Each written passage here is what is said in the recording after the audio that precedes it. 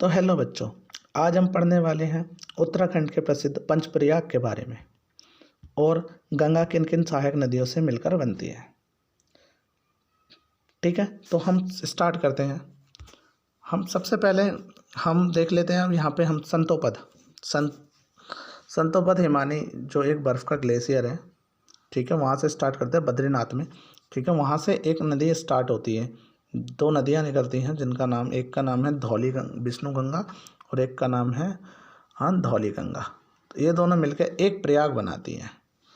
ये दोनों मिलकर एक प्रयाग बनाती हैं जिसको हम क्या बोलते हैं, विष्णु प्रयाग बनाती हैं और यही आगे बढ़ती हैं।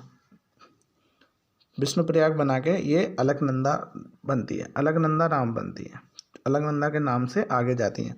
अब नाम क्यों चेंज हुआ? क्योंकि जब दो नदियों की गहराई समान होती है तो हम क्या देते हैं, उसको एक नाम उसका चेंज कर देते हैं, जिसका नाम अलकनंदा हमने ऐसे रखा। ठीक है, अलकनंदा आगे बढ़ती है, उससे एक और नदी मिलती है जिसको बोलते हैं हम,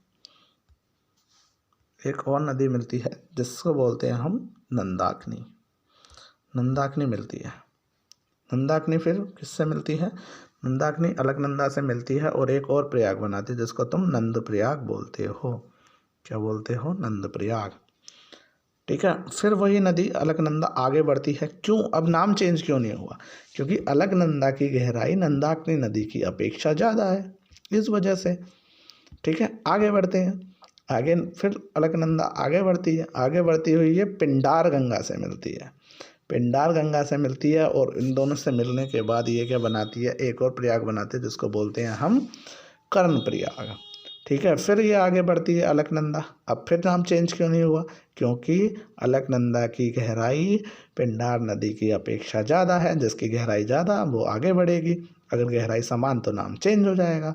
ठीक है, आगे बढ़ती है, आगे ये जाती है, आगे इसमें एक नदी मिलती है मंदाकिनी नदी मिलती है। मंदाकिनी नदी मिलती है तो ये एक और प्रयाग बनाती है जिसको बोलते हैं हम रुद्रप्रयाग। ठीक है, फिर क्या बनाती है ये एक और प्रयाग जिसको बोलते हैं हम रुद्रप्रयाग।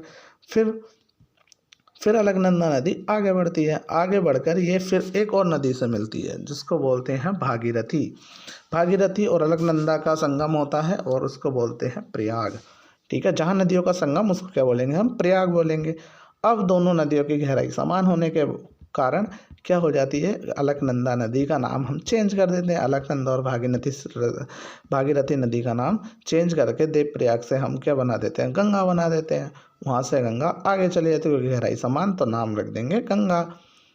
ओके, तो यहाँ से हमारा पहला प्रयाग होता है विष्णु प्रयाग, दूसरा प्रयाग होता है हमारा नंद प्रयाग, तीसरा प्रयाग होता है हमारा, पहला प्रयाग विष्णु प्रयाग, दूसरा नंद प्रयाग, तीसरा प्रयाग कर्ण प्रयाग, चौथा रुद्र प्रयाग, पांचवा देव प्रयाग। जहाँ नदियों का संगम होता है उसको प्रयाग बोला जाता है। यहाँ नदियों का संगम है इसलिए इसको हम क्या बोलते हैं, प्रयाग बोलते हैं। ठीक है, आई होप आपको वीडियो पसंद आया होगा। ठीक है, मिलते हैं नेक्स्ट वीडियो में।